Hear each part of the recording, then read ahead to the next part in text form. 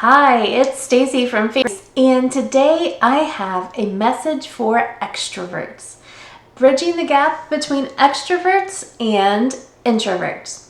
So most weeks I stumble across at least a couple of posts about extroverts versus introverts in my social media news feeds. I've blogged about being an introvert myself. In fact, if you go by Myers-Briggs personality types, I'm an INFJ, which is supposedly the rarest type. I've spent my entire life with people telling me I'm too quiet and wanting me to talk more. I get exhausted when I'm around too many people for too long. Crowds wear me out quickly. Add in some social anxiety sometimes as well, and social interactions tend to make me cringe. I'm paranoid that people don't actually want to talk to me, or that the remark I just made was ridiculous. I don't easily walk up to folks and make small talk. It just goes against my natural inclinations. I do my best, though, to get outside of my comfort zone when appropriate and when possible. I try to overcome random anxiety and fear, but I also know I will be most able to relax and recharge when I'm home without people around other than my family. And if I'm being completely honest, there are also times as a mom that I need to be alone and apart from my chatty, active kiddos. During the quarantine, I found that I have more on my plate than ever with trying to keep up with work, the kids' schooling, a huge amount of dishes, really who am I feeding this many people, laundry, making food, and so forth. Yeah, my tank is fuller sometimes because I don't have random social interactions with other people. I don't have awkward moments waiting outside my kid's school at the end of the day where I feel like I ought to talk to the other parents, but I don't know what to say. And I don't really just want to make small talk just to make small talk. As an introvert, I want real connection or no connection.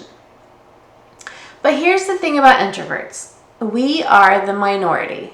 Of the world's population, the majority of people are extroverts. Most of our world and activities are created for and by extroverts. People who are quieter or are comfortable being alone are viewed as odd or different sometimes. That with the quarantine, maybe extroverts can understand just a little bit more how we feel, but I don't mean it in the way that they have to be alone more often right now, but instead in the drain that they feel by being alone. The yearning they have to talk with other people and get energy. The desire they have for physical contact or even small talk. Imagine, if you will, extroverts, that most of the world is opposite of you and tells you the things you want most, contact with others, is odd. Imagine that you must be more by yourself than with others most of the time. That yearning you feel for being with others is the same yearning we feel for being alone when we have been with other people too much.